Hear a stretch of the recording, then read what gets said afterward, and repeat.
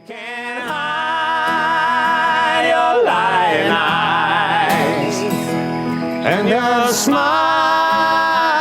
is a thin disguise. I thought by now you'd realize there ain't no way to hide your lying eyes. There ain't no way to hide your lying eyes.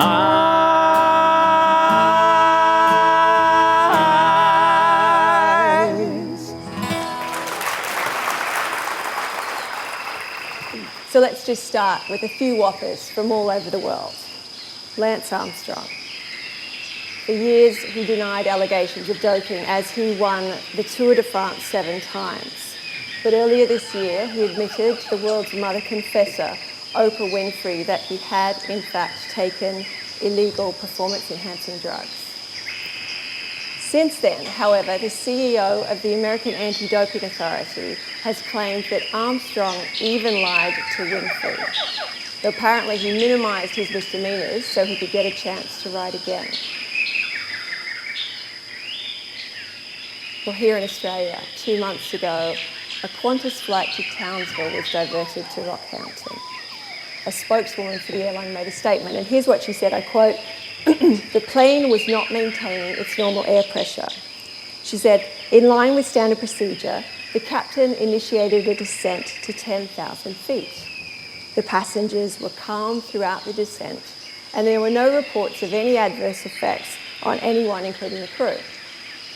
So the next day, there was another report about the same event, and this time it included an account from a passenger. So this man said, "It was definitely the scariest day of my life. It was the worst thing I have been through. I was shaking, there were people crying, everyone was quite quiet and in shock."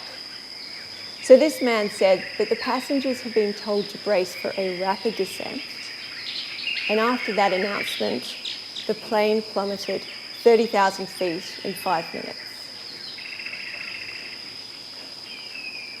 In Europe, in 2011, after the people of Greece had suffered many disastrous financial cuts and a great deal of turbulence in their government, there was a lot of speculation about whether Greece would be asked to leave the European Union. So a group of reporters tracked down the head of the Council of Eurozone Financial Ministers. And they asked him, would the ministers be meeting to discuss the crisis? There was a sense that if they were meeting, that it would mean Europe was right on the edge. Repeatedly, the ministers said no, they would not be meeting. A few days later, he admitted, yes, actually, in fact, they had met. When he was asked about this, by way of rationale, this democratically elected representative of the people of Europe said, well, when it becomes serious, you have to lie. So my message today is that, in fact, he was right, at least about one thing. I think our situation is really serious. Not only are we being lied to more and more, but lying in the 21st century is far more insidious than anything we've had to deal with before.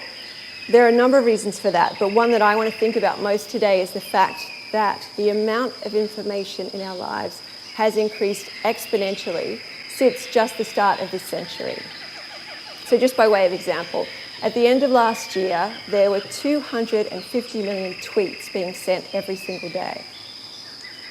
According to YouTube, 72 hours of video are uploaded to their site every single minute.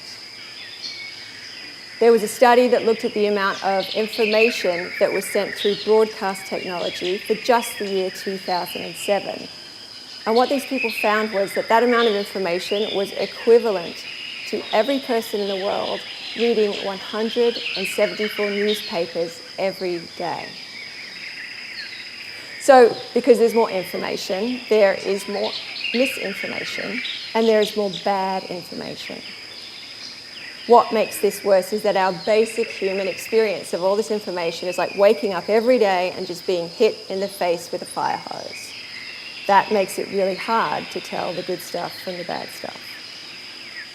So I'm going to be making a number of suggestions to you today based on my experiences as a reporter and as someone who handles information every day. But before we start walking through those ideas, what I want to encourage you to do is to turn off the information fire hose. So turn off your computers, turn off your phones, turn off that device, whatever it is that you check about 10 minutes every day. Because I think if we don't start turning off, what's going to happen is we will never hear that small voice in the back of our head that's asking us, were there no reports of anyone suffering any adverse effects on that plane? Because no one suffered any adverse effects on that plane. Or were there no reports of anyone suffering adverse effects on that plane? Because Qantas, which is in a position to make those reports, did not make those reports. Well, it's not just Armstrong and airlines and the European Union. It's Italian cruise ship captains who crash their ship and then say, if it wasn't for me, more people would have died. It's activists releasing fake press releases from the ANZ Bank about Whitehaven coal and the stock market reacting so fast to it that a whole group of mum and dad investors lose hundreds of thousands of dollars. It's horse meat masquerading as cow meat. And apparently in some circumstances, it's donkey meat masquerading as horse meat, masquerading as cow meat. So how did it come to this? I want to talk to you a little bit about the evolutionary history of deception. And then I'm going to look at some lies in the modern world, and I'm particularly interested in lies to do with real estate in the media. And after that, I'm going to ask, what can we do to protect ourselves from these lies? So in the last 15 years or so, scientists have confirmed that apes are capable not just of thinking, but also of thinking about thinking. So we are apes, orangutans are apes, gorillas are apes, chimpanzees are apes. And what this means is that an ape can consider another ape's thoughts. An ape can look at another ape looking at something, and they can think about what that ape is seeing. And then an ape can take this incredibly sophisticated ability and they can use it to mess with that other ape. So if you're here today to visit the zoo's residents, please take the time to visit the beautiful Gabby, the orangutan. She's in the enclosure over there. Gabby was born here in the Melbourne Zoo 20 years ago out of an act of lust and a campaign of betrayal. Gabby's mother, Kiana, was on the contraceptive pill. At least that's what her keepers thought. So every day they would give her the pill, and then every day she would put it in her mouth, and then every day when her keepers were no longer looking, she would take the pill out of her mouth, and with those beautiful long orangutan fingers, she would feed it to Santan, the male orangutan. So apparently the human contraceptive pill doesn't have much effect on male orangutans, because Kiana began to put on weight. And this was very confusing to everyone because the diets of the animals are very carefully controlled and it keeps them to keep them healthy. Of course, it then became clear sometime after that when Kiana gave birth to Gabby. Stories like this are often dismissed as anecdotal. And that's actually a reasonable thing. If you're going to make a claim as huge as the claim that an ape can deceive another ape on purpose, then you want to be able to test that. So there was a group of researchers who've done a lot of chimpanzee work based in the States and Germany. They ran an experiment recently where they had a chimpanzee and food and a human.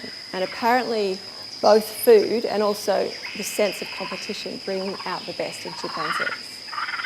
So there were some situations where the human was looking at the food, and there were some situations where the human was looking away from the food. There were some situations where there was a barrier behind which the chimpanzee could approach the food unseen. And there were other situations where there was a barrier, but it was translucent. So you could still see the chimpanzee knew it could still be seen. So it turns out that chimpanzees greatly prefer to approach their food unseen. And if a human was watching, but there was nothing to hide behind, the chimpanzee would take a circuitous route to the food as if to fool the human about what its intentions were.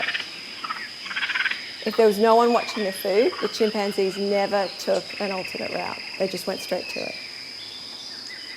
So if we can lie, and if chimpanzees can be sneaky, and if orangutans can pretend they're being compliant with their meds, what this actually means, or what this likely means, is that the common ancestor of all of the apes, the great apes together, was a creature that knew how to deceive. The common ancestor of the great apes lived 14 billion years ago. So I think we can jump straight away to at least one conclusion, and that is that we're not going to protect ourselves from lies by getting rid of them. So whether you call it an adaptive trait or you call it a devil's handiwork, lying is literally older than the hills. Human lying, however, has taken a few evolutionary leaps since then.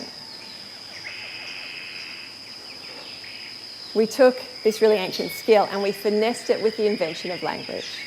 And this was an accumulation of many abilities over many hundreds of thousands of years.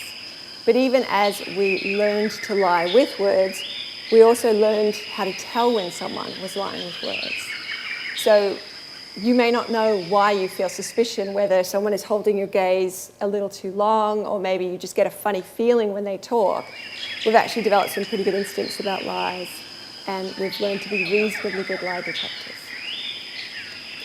The lying changed again with the invention of writing. So this is a really important stage, because when you take the lie away from the body, when you can no longer match someone's words against their face or against their movement, you could be fooled much more easily. You can even write down a lie, you can die, and then you can fool someone who's born long after you. Lying changed yet again with the invention of the printing press. You can print and spread and reproduce the same lie far more efficiently. It changed again with the invention of computers. So we've got much faster, better, cheaper lying in a variety of fonts. It changed yet again with the adoption, or the worldwide adoption of the internet. This happened around 1998. And what it means is that we now have instantaneous global lies. So to a large extent, Gabby, our cousin, lives in the physical world and in the beautiful present moment. We also, of course, live in the physical world, but we also live in this complicated world, or this universe really, of symbols and information. Our problem is that as the universe becomes denser, as it spins faster, we seem to be getting most of our ideas, and we are making most of our decisions in that very ephemeral, cheaply accessed and relatively unedited space. And we haven't had millions of years to work out who's lying and who's not lying in that space. We've had about 15 years. I think there is at least one truth that has been constant through all that time, and that is that lying and truth are always related to power, they're always related to winning, and they are always related to survival. So here we are. We are surrounded by white lies. That's okay. Everyone does it. We are surrounded by corporate lies. We are also surrounded at this time by some very dark and disturbing religious lies. So I want to run now through some types of lies that I've noticed in media coverage of real estate. But before we get into that, it's really important to acknowledge up front that the relationship between the media and real estate has always been less than straightforward. And that's because for many years, newspapers in particular relied on the classified sections, and the classified sections were primarily real estate. There's no easy way for us to deal with this. You cannot ban advertising. It's not realistic, and it's not democratic. In Argentina earlier this year, the government overnight banned all advertising. The inflation in that country has been out of control for a very long time, and the goal of this measure was at least partly to halt inflation, but it was also about strangling the media. And I think it's unsatisfying, as I'm sure we all find the media to be, a lot of the time, you know that when the government tries to take the media down overnight, then everyone is in trouble. Still, as the volume of content has exploded, I think some really important barriers have broken down between the reporter and the reader, the writer, and whoever's on the other side of what's being written. And my concern, or one of my concerns, is that the almost entirely exuberant coverage of real estate up until the end of 2010 has led some young people to make the biggest financial decision of their lives and some older couples to release the equity in their otherwise stable homes. But that in the absence of this coverage, they would not necessarily have made those decisions. So let's run through a few kinds of lies. There are lies of omission. I want to read to you just a small quote from a fairly typical article that is celebrating the choices of first home buyers. This is a young man, he's 23. He's really happy because he's bought a house with his girlfriend and he's talking about himself and his friends. He says, "I think people in their early 20s are quite interested in property. They're interested in getting their first home." Nowhere in the article does it mention that this young man is a real estate agent. And he is a real estate agent for the firm that is mentioned in the article. Here's another one. This is a property buyer in Brisbane telling a journalist that she's keen to capitalise on the low prices following the Queensland floods. She says, "I don't think interest rates will go up, but even if they did, it's still a good time to get into the market." She is also a real estate agent, but it does not say that in the article. There are multiple examples of this in the Australian media, and it actually happens all over the world. So in Vancouver, late last year, there was a woman who told a TV news crew that she was a keen local property investor, and she spoke to them about buying property. It turned out she was not, in fact, a property investor at all. She worked at a local marketing firm. Just this year, there were two young Chinese sisters who appeared on a TV show as they were going through their hunt for an apartment. So the TV crew followed them to various apartments. And at one of the apartments, one of the girls said, "Well, we definitely like it here, but we have to talk to our parents. Maybe tomorrow we'll bring them here. If we like this place, we have to tell them. They make the decision." Usually Chinese people like to buy at this time of year. They were not apartment hunting. They were not sisters. They were assistants who worked in the firm that was marketing the apartments that appeared in the TV show. So there's other kinds of lying. There's also lying about vested interests. This happens a lot. And one of the ways it happens is when a journalist takes a press release and just essentially drops it into their column under their own name. So you, the reader, think that the journalist has done a lot of research, but in fact a vested interest has done the research. Someone who has a direct financial stake in how you interpret the information that appears in the article. Another way this happens is when a newspaper takes maybe a press release from a university or from another kind of corporation and just drops the entire thing into the newspaper so that the byline, the journalist's name, is the name of the press officer. This is not called journalism, it's called churnalism. Just this ceaseless churn of meaningless content. But the effect is that you think you're reading a journalist and the person that you're reading does not have any loyalty to the reader. They understandably have loyalty to their employers, which is not the newspaper, but in fact, the corporation.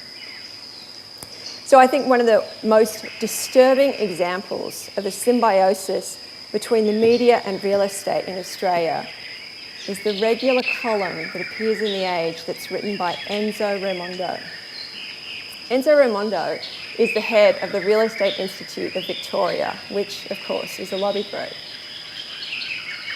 It does actually say in the column that that's what his job is, but what it should actually do is put an entire box around the column and stamp it advertising, because that is all you're ever going to get from Enzo Raimondo. It is his job to make you feel good about whatever is happening in real estate that week and keep your interest up. You will never get impartiality. There are overall some pretty huge lies of imbalance. And these will be very familiar to all of you, I think.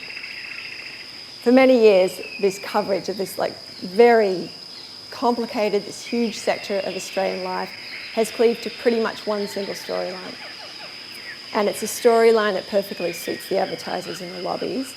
And it's a triumphal narrative in which certain beliefs and hypnotic affirmations are repeated over and over again. You'll meet some of these characters in about 1,000 newspaper articles. So, for example, people who buy houses are almost always considered brave. People who leverage a lot of property are bold and smart. Renters are somehow always temporary, they're vulnerable, they're often unhappy people. And you will hear again and again that the only 100% guaranteed way to build wealth is to buy real estate. If you meet someone in a newspaper article who expresses skepticism about this, then often they will be called a doom and gloomer. So in addition to these characters, there are certain narratives, very simple lines that happen over and over again. A brave young couple finds a house. They're not sure they can buy it. Then they buy it. That's it. Over and over and over again. So one of the ways this kind of narrative becomes entrenched is when all of the sources in an article are people who have an interest in the market that the article is about. Whether they're members of the real estate lobby or they're people in finance who have a direct interest in how many mortgages you want to take out. They're generally not economists or analysts who don't understand. And of course, there are lies and then there are statistics. And statistics appear a lot in real estate articles. One statistic that you really want to keep an eye out for is called the clearance rate. And this number is regularly manipulated, and it has been done so for years. So the clearance rate is supposedly the percentage of houses that were sold after a weekend's worth of auctions. And one of the things that happens with this number is that the total number of houses up for auction shrinks over the weekend. It's a certain number at the start of the weekend, it becomes a different number at the end of the weekend, and no one really acknowledges or necessarily explains why that number has changed. But the effect is that the proportion of houses that seem to have sold is much, much larger in the end.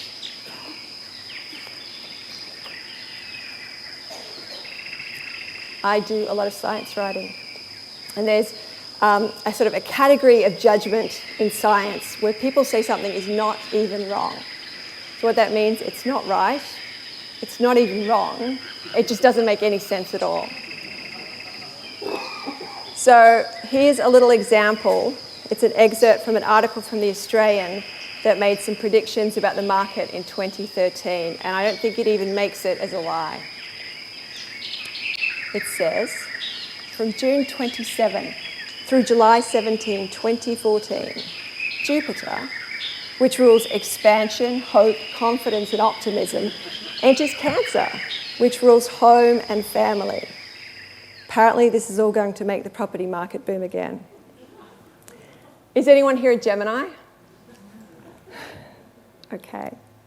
So apparently from the new moon of September the 5th, you might buy, sell, relocate, lease, change tenants, change landlords, change real estate agents, begin renovating, or welcome a baby.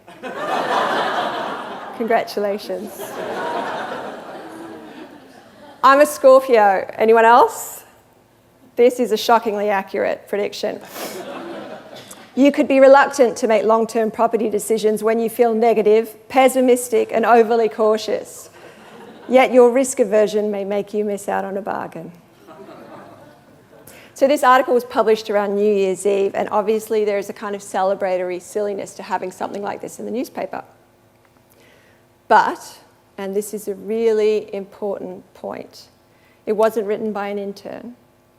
It wasn't written by a young journalist as a joke. If you look up this article online, the byline links you to a company that bills itself as the world's leading luxury astrology company. I don't know what luxury astrology gives you that normal astrology does not, but they will take your credit card details if you want to talk to them further.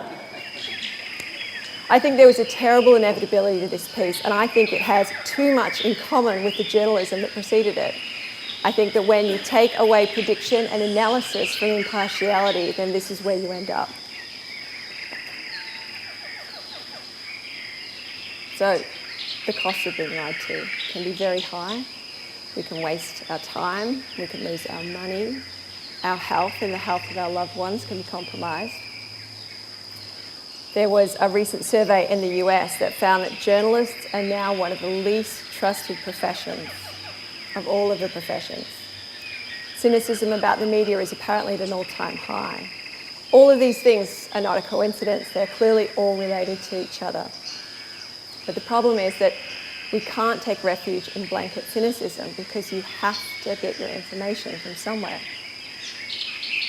I think if I were to sum up everything that I find worrying about the media, I think about it as a critical loss of discrimination on the other side of the transom, on the writing side. And the thing is, I think we're going to have to pick up that slack. And we need to develop some tools to be able to deal with those lies. Luckily, a lot of those tools are ones that journalists have so recently abandoned. And some of them are very simple. So 3 of them that I want to talk about are read wide, read long, and fact check. So you need to read wide because there is an excess of opinion in the media or in just the entire world of content these days. And the reason there's so much opinion is because opinion is cheap. It costs money to send people out to talk to other people and to get an actual story. So you really need to be careful about how much opinion you're reading. You need to keep an eye on how often the sources in a story are people who quite obviously have a direct interest in how you feel when you've finished reading that story. The good thing, however, about the internet and about all this information is that you can build yourself a really diverse diet of international and national reporting, international and national opinion, and local blogs as well. You need to read long because over the last few years, the word length in most newspaper and magazine articles has dropped precipitously. So investigations that used to take 5,000 words to describe are often now just given 1,000 or 2,000 words. But there are lots of stories out there in the world that just simply cannot be told at that length. Again, one of the good things about all this extra information is that there are still some traditional places and there are some new places where you can read long. So you can find long-form journalism in Australia's The Monthly. And this is great because The Monthly is actually one of the few magazines in the world that does this. You can read it in the traditional places like the New Yorker, the New York Times Magazine. These are all online now, so you can read them.